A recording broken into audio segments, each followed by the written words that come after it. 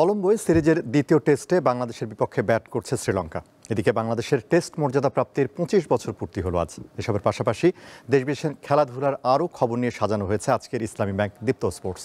আপনাদের সঙ্গে আছি আমি আনোয়ারুল আলম। বাংলাদেশ টেস্ট মর্যাদা প্রাপ্তির ২৫ বছর পূর্ণ হলো আজ। ২০০০ সালের ২৬ জুন আইসিসির ১০ম পূর্ণ সদস্য হিসেবে টেস্ট মর্যাদা পেয়েছিল বাংলাদেশ।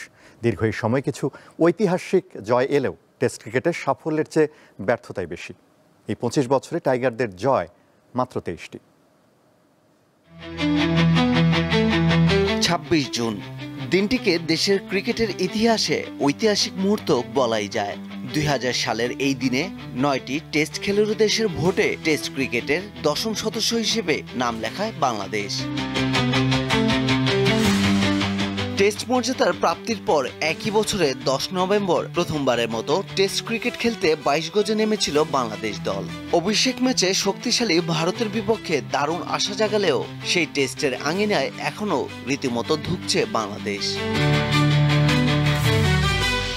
২৫ বছরে ১৫৩টি টেস্ট ম্যাচ খেলে টাইগাররা জয় পেয়েছে মাত্র ২৩টি, বিপরীতে হার ১১১টি ও ড্র ১৯টি। টেস্ট র্যাঙ্কিংয়ে বাংলাদেশের অবস্থান ৯ নম্বরে।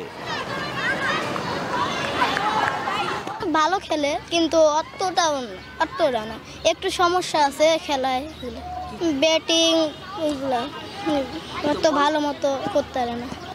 আমার যতদূর মনে হয় তারা প্র্যাকটিস করে, বাট সেইভাবে প্র্যাকটিস করে না যে ওদের মাইন্ডসেট থাকে যে ম্যাচ জিতবে, কিন্তু তারা সেই মানে প্র্যাকটিস করে না। ওরা পারে না কারণ আমার মতে ওরা যখন খেলার মাঠে থাকে ওদেরকে আমরা দেখি ওরা অত সিরিয়াস থাকতে চায় না।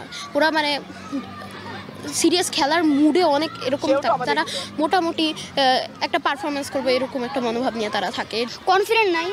আর batting line up, bowling line up ভালো না। বোলিং লাইন আপ ঠিক আছে, ব্যাটিং লাইন আপ খারাপ। টেস্ট ক্রিকেটের ২৫ বছরের যে রজত জয়ন্তী, সম্প্রতি বাংলাদেশ ক্রিকেট বোর্ডের সভাপতির দায়িত্ব দেওয়া হয়েছে টেস্টে বাংলাদেশের প্রথম সেঞ্চুরিয়ান আমিনুল ইসলাম বুলবুলকে। জাতীয় দলের সাবেক এই অধিনায়ক দায়িত্ব নিয়েই দেশের ক্রিকেটের সমস্যা দূর করতে কাজ শুরু করেছেন, যার প্রেক্ষিতে সাদা পোশাকের রজত জয়ন্তী উদযাপনে ৭ দিনের বিশেষ কর্মসূচি হাতে নিয়েছেন তিনি। সকলে বাংলাদেশকে সাপোর্ট করি এবং let's work together to bring Bangladesh cricket in a different height. Parvez Khokon, Deepto sports. বাংলাদেশের টেস্ট মর্যাদা পাওয়ার ২৫ বছর পূর্তি উদযাপন করছে বিসিবি। এ উপলক্ষে মিরপুরের হোম অফ ক্রিকেটে আয়োজন করা হয়েছে বিশেষ অনুষ্ঠানের। এ বিষয়ে জানাতে আমাদের সাথে যুক্ত আছেন সহকর্মী মোহাম্মদ হাসিব। হাসিব, অনুষ্ঠান কি শুরু হয়েছে আর কি কি আয়োজন রয়েছে আমাদের জানাবেন?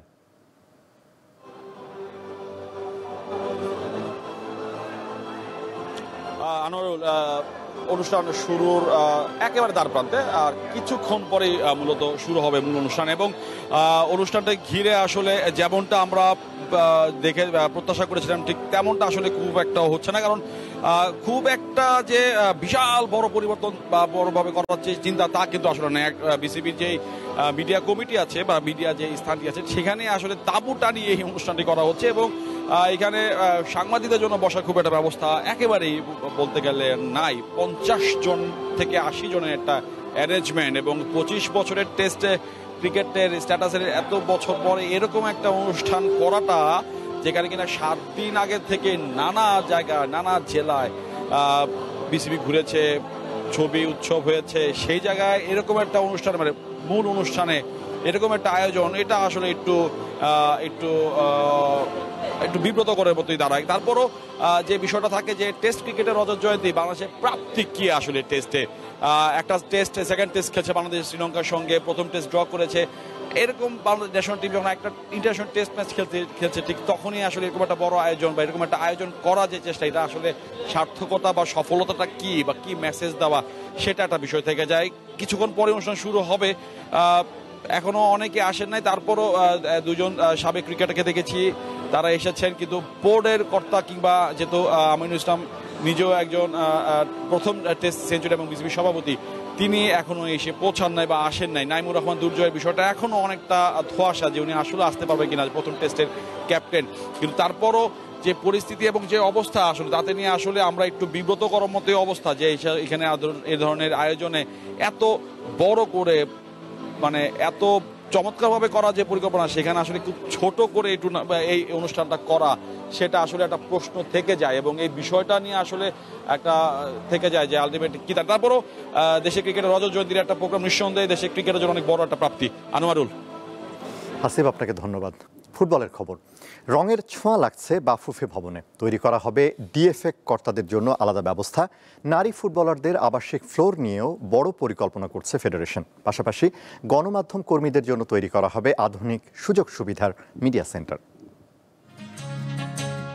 স্বাধীনতার প্রায় 7 মাস পর 1972 সালে 15 জুলাই প্রতিষ্ঠিত হয় বাংলাদেশ ফুটবল ফেডারেশন। শুরু থেকেই আজ পর্যন্ত ঠাঁই দাঁড়িয়ে রয়েছে ভবনটি। বেশ কয়েকবার সংস্কার করা হলেও গুণগত মান খুব একটা পরিবর্তন হয়নি। এবার সংস্কারের পরিকল্পনায় সংস্থার নবনির্বাচিত কমিটি। টোটাল ভবনটাই রং হবে, তারপরে টাইলস লাগানো হবে, যে যে কাজগুলা বাদ আছে প্রত্যেকটা কাজই ওখানে করা হবে। প্রকিউরমেন্ট কমিটিতেও আমাদেরকে বলা হয়েছে সাংবাদিকদের বসার একটা হলো লঞ্চ করবে। বাফুফের আয়ের মূল খাত ফিফা ও এএফসির অনুদান। এশিয়ান ফুটবল কনফেডারেশন থেকে বছরে $5 লাখ পায় বাফুফে, যা মূলত বাফুফের প্যানেলভুক্ত কোচ ও ফেডারেশনের এক্সিকিউটিভ কর্মীদের বেতনে খাতে খরচ হয়। এবার 2028 সাল পর্যন্ত আরো 5 লাখ অর্থাৎ বাৎসরিক মোট $10 লাখ পাবে সংস্থাটি, যা বাফুফের অবকাঠামো সংস্কার বা নির্মাণে খাতে ব্যয় করা হবে। ফুটবল ফেডারেশন ভবনটা কিন্তু 4তলা ফাউন্ডেশন দেওয়া। ইসি মিটিংয়ে আমি প্রস্তাব দিয়েছিলাম যে বাংলাদেশ থেকে ডিএফএ প্রেসিডেন্টরা দাপ্তরিক কাজে আসে হলো ঢাকাতে, তাদের বসার জায়গা নেই। সেই জায়গাটাও কিন্তু অনুমোদন দিয়েছে আমাদের প্রেসিডেন্ট, এটার এস্টিমেটটা হয়ে গেছে। ফেডারেশন ভবনের 4 তলায় আবাসিক ক্যাম্পে থাকেন বাংলাদেশ নারী ফুটবল দল সহ বয়স ভিত্তিক বিভিন্ন দলের খেলোয়াড়রা। তাদের ঢাকার বাইরে আরো 2টি আবাসিক ক্যাম্প করার পরিকল্পনার কথা জানান তিনি। ফিফার অর্থায়নে আমরা কিন্তু কক্সবাজারে কিন্তু একটা জমি পাচ্ছি, আপনারা জানেন সরকার আমাদেরকে দিচ্ছে। মোহাম্মদ হাসিব, দীপ্ত স্পোর্টস, ঢাকা। ফিফা ক্লাব বিশ্বকাপের হাই ভোল্টেজ ম্যাচে রাতে মাঠে নামবে ইউভেন্টাস ও ম্যানচেস্টার সিটি। ক্যাম্পিং ওয়ার্ল্ড স্টেডিয়ামে ম্যাচ শুরু হবে বাংলাদেশ সময় রাত 1টায়। জি গ্রুপ থেকে 2 দলই নিশ্চিত করেছে শেষ 16। 2 ম্যাচ শেষে 2 দলই অপরাজিত রয়েছে। সমান 6 পয়েন্ট নিয়ে গোল ব্যবধানে এগিয়ে ইউভেন্টাস। টেবিলের দ্বিতীয় স্থানে ম্যান সিটি।